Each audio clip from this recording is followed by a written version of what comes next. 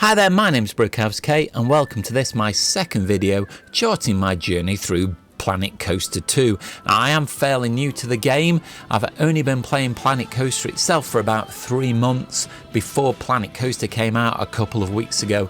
So I am a novice. I'm not one of the experts that you see on YouTube, but I thought it'd be quite interesting for you to see how a novice tackles the game and can still produce things that I think are quite attractive. Thanks to everybody that watched my last video, which was a guided tour of everything that I've done so far of my park. Now I will need to update that again reasonably soon because I have obviously added this teacup ride and done some more work at one of the roller coasters. And probably what I'll do in the next couple of videos is a more detailed tour of each of the roller coasters I've built so far to show off how I built them and the theming that I've done. I play Planet Coaster on a console, but I do use a mouse and keyboard because I find this is so much quicker and so much easier, particularly when you're controlling the camera. Thanks to everybody who's watched my last video and subscribed. If you haven't subscribed yet, then do consider clicking the like, subscribe and the bell notifications if you want to see more of my future content. In this video, what I'm going to do is I'm going to take you through all of the steps that I went through to customize this flat ride. Now, I'm not going to do it in time lapse because I do take quite a long while to build this ride. I think it took in total about a week. Now, that wasn't a solid week. I was dipping in and out every so often, but I do need to use quite a lot of trial and error. And I did learn quite a lot as I was going through the process of customizing this ride that I'll talk you through as we go through the video. If you are interested in looking at this ride, then I have uploaded it to the workshop and I'll put a link down below in the description. The first thing that I decided to do was pull out all of the wooden objects that I liked that I might use in this build because I'm still getting used to all the pieces that are available. So I laid them out in a pattern above the flat ride just so I could grab them easily and not have to search through the menus. And when you see them laid out, you just get a better feeling for what they're going to look like in the game itself. Then what I did is I spent some time recolouring just the base ride because I knew I was going to be using wooden textures, so I wanted a wooden colour. So the cups themselves were coloured a dark brown, and I've put it next to the original version so you can see the pink and blue of the original version is quite stark compared with the more subdued dark colours, and I've also used some of the Viking patterns on the ride. The next thing that I decided to do was start to attach some scenery to the ride. Now, the ability to attach scenery to a ride in Planet Coaster 2 is a real game changer over Planet Coaster 1. It allows you to theme the rides much more successfully and you don't have to accept the theming that came as standard, so you can really personalize your rides. But it did take me quite a while to get my head around how this actually works, because at first I thought that you had to accept where the scenery snapped to the ride. But as you can see here, when you get a circle around the part of the ride, that means that it's going to attach to that particular section. But once it's attached, then you can go into the advanced move tool and then position it either above, below, resize. But you've got lots of control over where that scenery object is actually going to appear. I'm attaching here a shield to the center of the teacup ride. Also then, if you use the twinning function, the shield will appear on all the corresponding ride cars. So it saves you having to place that multiple times. Now, I did fall foul of this because I used the symmetry function a little bit later on, and I'll show you what happened when I started placing other items. But I didn't realise until I tested the ride after I'd started placing all of the scenery objects. You can also see here that as well as the shields, I've put one of the scenery pieces around the outside of the cups to sort of disguise the fact that they are a cup, and it makes them look far more wooden. But I did come across the problem that you could still see the handles of the teacups. So the next thing that I did was I tried to disguise those.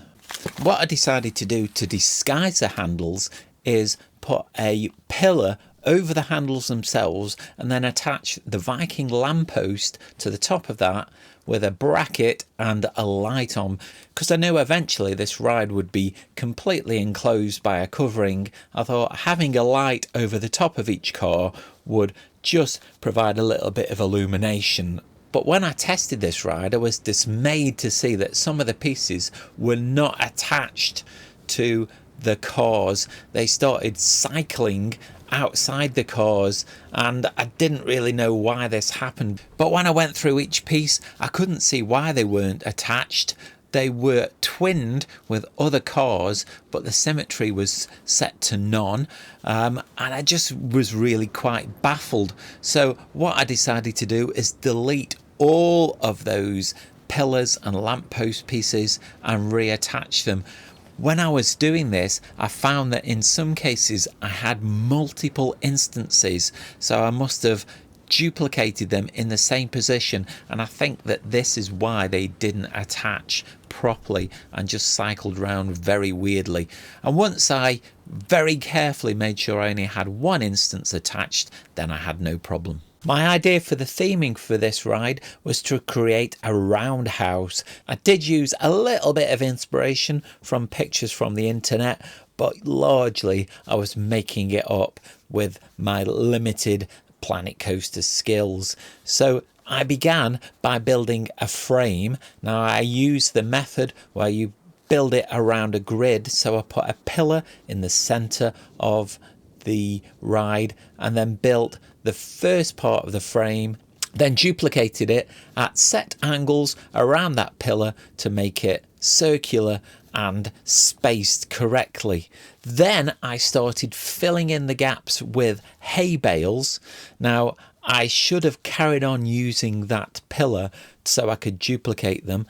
I ended up creating this piece that you can see separate and then moving it around, putting it in place and copying it, which was in hindsight a very slow way of doing it.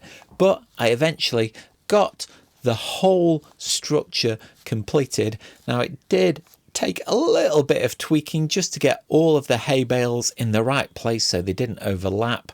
Now I did notice that there were a few little gaps. You can maybe just see one of them that I'll highlight just here.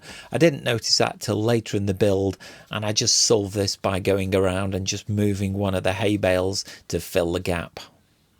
I did also add the opening doors to the front of the building for the entrance and the exit, but I set these to static so they weren't opening and closing, and I wanted to keep the bottom open, so I added an archway to the bottom section so that let some light in, but also you could see the ride if you were looking at it from outside.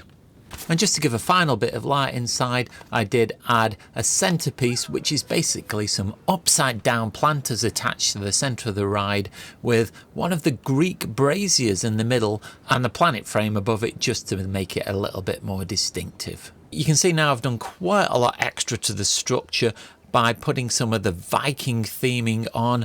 There's the heads around the side, there's a skirting around the bottom.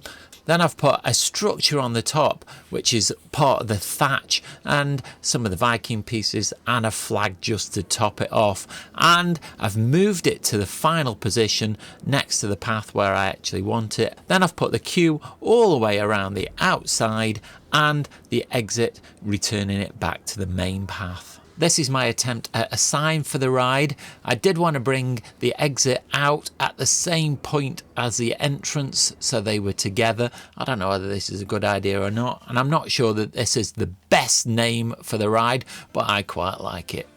The final job was just to make it blend in with the scenery, so I added a Viking ship and a jetty onto the pond by the side of the teacup ride. I added a new pond in front of the ride because I thought that made it quite scenic. I added walls around the outside of the queue and some trees in the background just to enclose it and make it feel part of the landscape. Now you might notice that there's lots of people in the queue that there weren't while I was building the ride, and that's because of the hotfix that came out during the week while I was building this. Since the hotfix, the guests seem to be far more tolerant of queuing longer, and the queues just seem to be more extensive. If you're interested in looking at this ride in more detail, then this is the code that you can download it from the workshop, so feel free to do that. Hope you've enjoyed this video, and if you have, look out for more videos coming very shortly. Thanks for watching, stay safe, and I'll see you soon.